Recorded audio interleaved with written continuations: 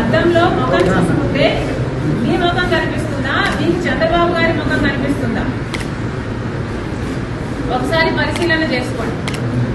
మీకు ఎందుకు ఇంత చంద్రబాబు గారి పిచ్చి పట్టిందో జనాలకు సమాధానం అవసరం. ఎందుకంటే అర్థం కావటం లేదు. సునీత ఇంత గట్టిగా ఈ రోజు న్యాయం కోసం కొట్లాడుతుంటే మీరు చెప్పాల్సిన సమాధానాలు ఈ రోజు వరకు చెప్పటం లేదు. చెప్పకపోగా చంద్రబాబుతో మేము చేతులు కలిపామని చెప్తున్నారే, మీరెందుకు మీ గురించి సమాధానం చెప్పటం లేదు?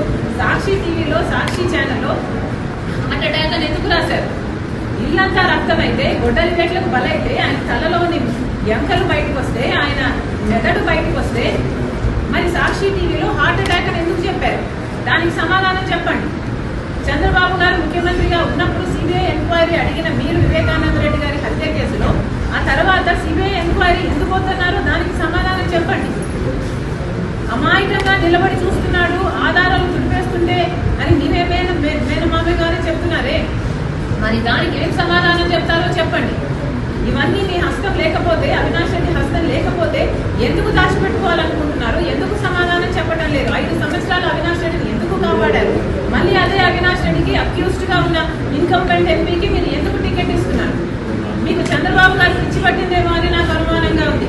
ఒకసారి అద్దం పంపిస్తున్నాను మీకు, దయచేసి అద్దంలో ముఖం చూసుకొని మీకు మీరు కనిపిస్తున్నారా లేక చంద్రబాబు